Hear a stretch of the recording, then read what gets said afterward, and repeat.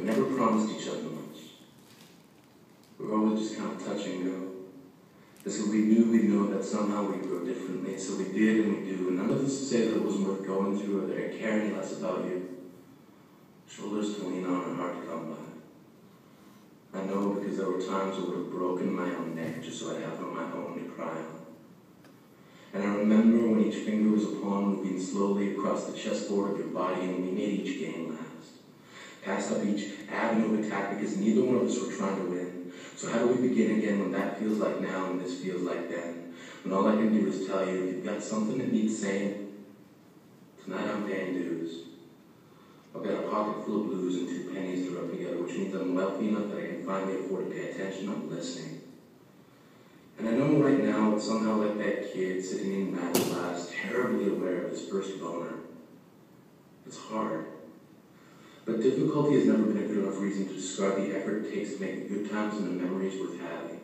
And they were and they are, and I never would have come this far if you weren't with the sleepless nights or abandoned appetites of a heart now rail thin because of the constant hunger strikes. In your absence, I'm finding value. Because what starves you carves you, and I'm chipping away the rough edges of the statue built to memorialize everything we've been through. And when I'm done, I'm going to set against the backdrop of the sun and stare. So no matter where I go, it'll always be etched into the back of my mind, stenciled in behind whatever future I've left to find. Maybe we're never meant to last.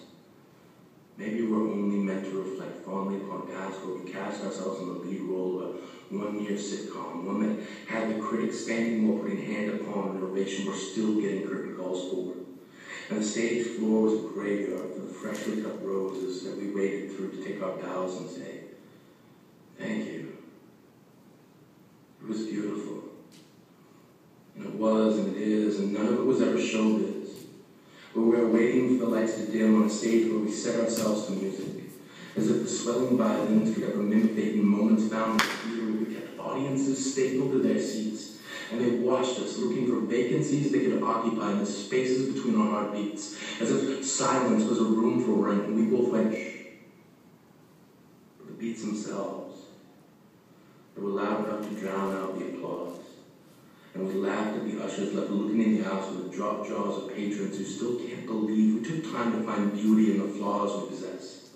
That there's only something that can be found in allowing our collective damage to coalesce. And all we confess of ourselves forever is that we'll make it through this. We're gonna make it through this. Like a big-ass jug of Kool-Aid with legs and arms busting through a brick wall to quench the thirst of our loneliness and say, fuck yeah. Yes, I miss you. When I'm not looking, the softest parts of me will issue restraining orders. Not the kind that define borders or boundaries. These are the kind that'll keep me in place when asked, please, call me when you get there. Because every somewhere I go to is just another place that reminds me I miss you. That my broken heart is where I keep the scar tissue that I use to dry my eyes when a tear tries to make a break for it. I've built my eyelids into an Alcatraz, where every prisoner has a parole board meeting scheduled for yesterday, and they play dominoes until time comes full circle like a sunrise, and today tries to set them free because they'll be locked up here until I let them go, until it's safe to let you know you're my best friend, and that some things end so that other things can begin. Sometimes an ending can be an origin. That history is a resin that can keep two people stuck together, that change can be a tether if you let it. I'll always want to kiss you, or touch you, or do that thing that drives you crazy. And by that I mean you literally go crazy when I call you cranky pants. Sorry, but it makes me laugh. And that's important to someone who's given more than half of their life to tragedy. I keep your side of the bed empty with a just-in-case mentality as if hope's middle name is maybe and maybe you miss me too. One day, you and I are going to make it through this. And we'll look back and realize that we have. And we did.